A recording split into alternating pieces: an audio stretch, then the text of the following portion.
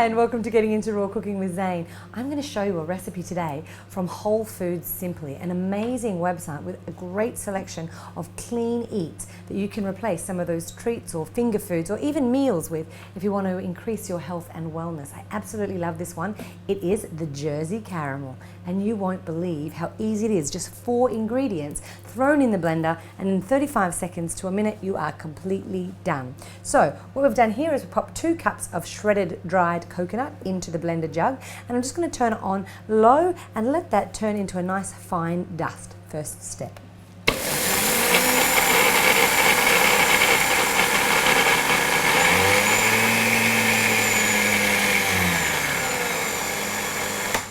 Now you don't want to over blend there, because if you keep blending coconut you can actually create your own coconut butter. So we just want to make sure that we're blended, we're fine, but we're not making that coconut butter. So I'll give it a little bit longer so I get the right texture that I'm looking for.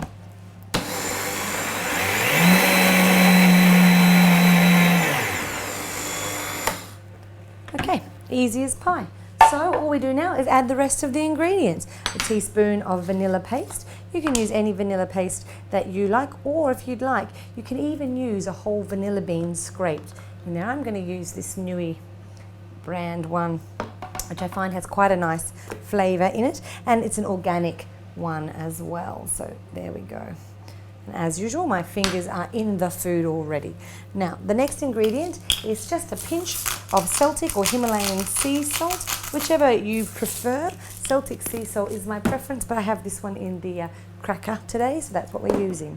12 dates. Make sure that you remove the seeds before you pop them into the blender jug, otherwise you will have a racket on your hands, and it won't really turn out to be the best fudge you've had.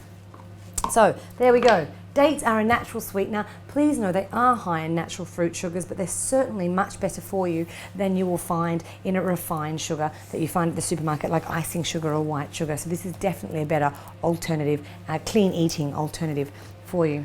Now we're going to take the lid plug out. This is the Optimum 9400 blender. It's a great little unit. It has the same motor power in it as the 9200, but instead of the button dash on the front, this one has dials. So we have a pulse button, the dial that goes from 0 up to 10, and the on and off switch there. You also have the new soft rubber lid that's included with the 9400. We're going to put the tamper straight into the blender jug, and we're going to give it a bit of a go.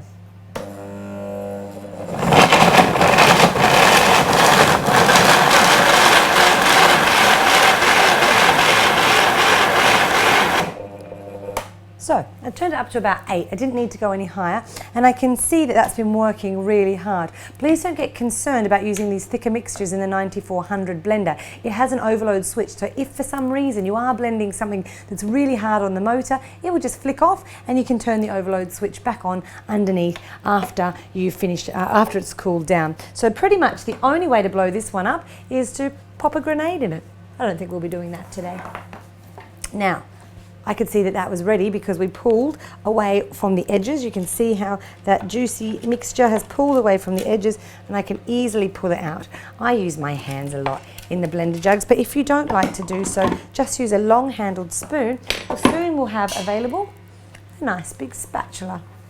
So pop that down into the bottom, scrape the excess away. This again is a great recipe because it just pulls away from the side of the jug so easily, because the oils have started to be released from the coconut that we used in this recipe. So delicious, tasty, sweet Jersey caramel looking, and nothing wasted in the bottom of the jug.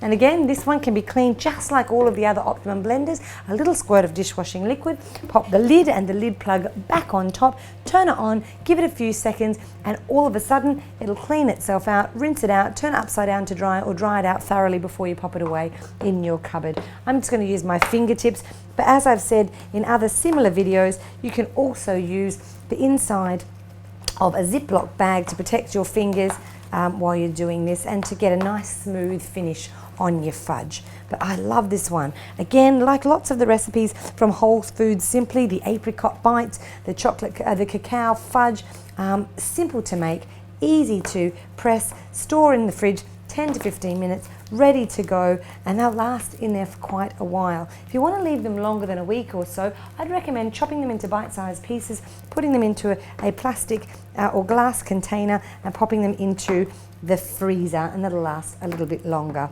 for you. So if you like a sweet treat or two, these are great to have on hand. They can go into the kids' lunches for school, they can go into your lunches for school, they go beautifully with a cup of tea, or you can even wrap them up. Coming into Christmas time, great idea. Get some cellophane, pop a few chopped pieces in there, a little bow around the top, and you can hand those out as favours. Quick and easy. If you've got any other great Christmas favours or sweet treat recipes, please feel free to pop the links or notes below in the comments, and don't forget to like the Fruity TV channel so that you can see more great videos like this.